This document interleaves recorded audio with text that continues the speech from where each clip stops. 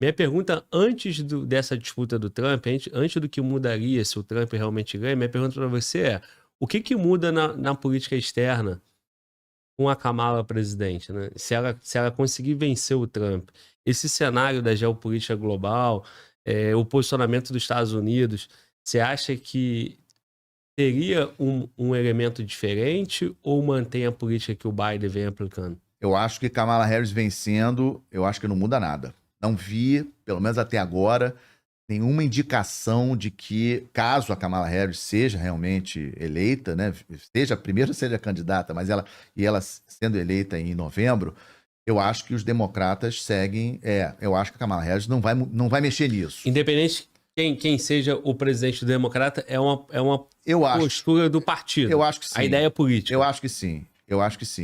E o grande diferencial, dois grandes diferenciais, na minha opinião, né, de uma postura e de outra, é a questão da guerra da Ucrânia. Então, assim, a guerra da Ucrânia, na minha avaliação, em termos de política externa, é o grande diferencial. O segundo grande diferencial é a questão dos imigrantes, a maneira como republicanos lidam com a questão dos imigrantes, mais dura do que os democratas. Mas em termos de política externa, o grande diferencial dos democratas para os republicanos é a questão da guerra da Ucrânia. Porque China é a mesma coisa. Interessante isso, né? China, tanto democratas como republicanos, estão batendo firme contra a China. Mas Ucrânia é bastante diferente e isso é muito importante. No caso, Ucrânia ou Rússia? Assim. Sim, guerra na Ucrânia, isso. Postura com a Rússia. E aí tem uma questão... Postura com a Rússia é mais flexível do que com a China. Peguei isso. Aí tem uma questão importante. Claro, a gente tem que voltar um pouquinho no tempo, né? Quando o Trump era o presidente, Sim, a Rússia já tinha anexado a Crimeia. verdade, em 2014. Isso. E quando Obama assumiu a presidência, ele tentou apaziguar a situação com a Rússia. Se a gente for buscar nos registros históricos, o Trump tentou trazer novamente a Rússia de volta para a Europa. Vamos lá. 2008, lá atrás, no início. Não 2008. 2014 foi quando a Crimeia foi anexada pela Rússia, 2014. O Trump, ele foi eleito em novembro de 2016 e ele assumiu em janeiro de 2017. Isso. A partir dali, ele começou a tentar, junto aos outros países do G7, França, Itália, Alemanha, tentar convencê-los de trazer novamente a Rússia, esquecer a questão da Crimeia. Sim. Deixa a Crimeia ali, a Crimeia está perdida. Você citou o Obama, aí eu fui lá no início do Obama, não, Trump. Início do Trump, eu lembro. Isso eu lembro. Trump assumiu em 2017, efetivamente, janeiro de 2017, começou e ele tentou trazer novamente. Por quê? Aí tem uma questão que eu acho que é muito importante e é uma diferença entre democratas e republicanos. Qual o grande inimigo dos Estados Unidos? Quem que realmente ameaça os Estados Unidos como principal potência militar e econômica do mundo? É a China. Não é a Rússia. E o Trump, na minha avaliação corretamente, não ele só, o Partido Republicano, identificou o seguinte, que essa aproximação de Rússia com China é péssimo para os Estados Unidos. Isso. E eles, na minha avaliação, geopoliticamente falando, não torço para Trump, não torço para ninguém, eu tenho que fazer uma análise geopolítica. Na minha avaliação geopolítica, eles estão certíssimos, porque essa aliança de Rússia com China é péssimo para os Estados Unidos e para a OTAN. Então, foi ali que o Trump tentou trazer novamente a Rússia para a Europa.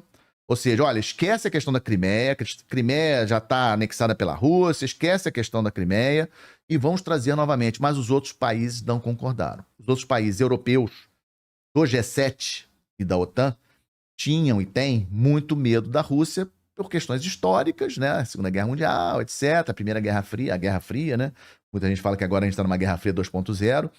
E aí o Trump não teve sucesso nisso. Mas aí também teve Covid, etc. E o assunto de trazer a Rússia novamente para a Europa morreu e o Trump não foi reeleito. Então essa vai ser a agenda do Trump com relação à guerra da Ucrânia e Rússia, caso o Trump seja eleito, né? Diferente dos democratas. Kamala Harris é eleita, caso ela seja realmente a candidata. Mantém como está. E aí essa guerra da Ucrânia vai se alongar. Trump eleito. Eu acho que ele até disse, né, que termina a guerra em 24 horas. Não é isso, obviamente, não é tão rápido. Mas eu acho que o Zelensky, o presidente da Ucrânia, vai ter que sentar na mesa de negociações. E aí eu avalio que, efetivamente, aqueles territórios que hoje A Rússia hoje ocupa cerca de 20% da Ucrânia em termos de território. Aqueles territórios que hoje a Rússia ocupa... Não perde mais. Não perde mais. Eu acho que o Trump vencendo, ele vai tirar o apoio à Ucrânia em termos militares, e os Estados Unidos, obviamente, é fundamental para esse apoio. Aí a Ucrânia perdendo o apoio dos Estados Unidos, só o apoio dos outros europeus ali, eu acho que não vai ser suficiente para manter o esforço de guerra da Ucrânia. Tu vai obrigar a Ucrânia a sentar na mesa de negociações com a Rússia para um cessar-fogo, alguma coisa nesse sentido. E aí eu acho que eles vão perder aqueles territórios. Então digamos assim, é o primeiro assunto em termos de relações internacionais que o mundo vai estar de olho a partir de 20 de janeiro, que é quando tem a posse do novo presidente, 20 de janeiro do ano que vem. O planeta vai estar de olho nessa questão da Ucrânia. E certamente o Zelensky deve ter comemorado muito a decisão do Biden de sair, porque ele estava vendo o cenário do Biden perdendo apoio, né? E vendo que o Zelensky vai botar todas as fichas dele na Kamala Harris para ver se consegue efetivamente a Kamala Harris ser eleita. E aí volta a questão. Se os democratas permanecerem no poder, essa guerra da Ucrânia vai se estender por mais anos e é difícil a gente ver aí um fim do túnel, digamos assim, para esse conflito da Ucrânia, se os democratas vencerem. Se os republicanos vencerem, se o Trump vencer, eu acho que nos primeiros meses do ano que vem nós vamos ter um cessar-fogo e aí algum arranjo vai ser feito com a intermediação dos Estados Unidos, porque para os Estados Unidos, e isso aí, volto a insistir, eu concordo com os republicanos nessa avaliação, a aliança que hoje a gente vê Rússia e China, essa parceria toda entre Rússia e China, para a OTAN, para os Estados Unidos, é péssima. Péssima. Né? Então eu acho que a tendência o Trump vencendo, vão sentar na mesa de negociações, a Ucrânia vai perder aqueles 20% do território, né? Eu acho que é esse que é o cenário. E agora, a questão é como é que vai ficar a situação de segurança, porque a Ucrânia vai querer alguma coisa em troca, né? E vai ter dinheiro para poder reconstruir o país que está destruído, né? Então isso aí eu acho que essa é a parte mais fácil. A parte difícil é a parte da segurança da Ucrânia, né? A Ucrânia vai querer alguma garantia do Ocidente, porque a OTAN, a Ucrânia não vai entrar. Com o Trump de presidente, a Ucrânia não entra na OTAN. E aí, mas a Ucrânia, para poder assinar esse cessar-fogo aí com a Rússia, ela vai querer alguma garantia de defesa. E né? nem o Putin aceitaria no acordo... Na OTAN, não aceitaria. Não aceitaria. Então, acho que vai ser por aí. Vai ser algum pacto, alguma garantia de que os países da OTAN vão ajudar a Ucrânia a se defender caso a Rússia ataque novamente, alguma coisa nesse sentido. Não vão entrar para a OTAN. A Ucrânia não entra para a OTAN, se o Trump vencer, e perde esses 20% do território. Eu acho que esse é o cenário da guerra da Ucrânia, caso o Trump vença. Caso a Kamala Harris seja presidente, aí essa guerra da Ucrânia, Glauber, vamos empurrar essa guerra por mais anos, porque os democratas vão continuar enviando armas para a Ucrânia, etc. Então esse conflito vai se arrastar mais tempo. Essa é a questão de política externa, na minha avaliação, mais marcante, que vai realmente a diferença entre... E aí, tem uma outra questão que também está embutida nessa. Muita gente fala que o Trump eleito presidente, ele vai deixar a OTAN. Eu não acredito nisso. Eu não acredito que o Trump vá tirar os Estados Unidos da OTAN, que é a maior aliança militar do planeta. O que o Trump vai querer estabelecer essa cessar-fogo, digamos assim, entre Ucrânia e Rússia, algum acordo entre os dois, e efetivamente ele vai insistir muito para que a OTAN, e aí que é a pegadinha, né? A OTAN vire a sua prioridade para a China, né? O Trump, ele fala isso sempre, né?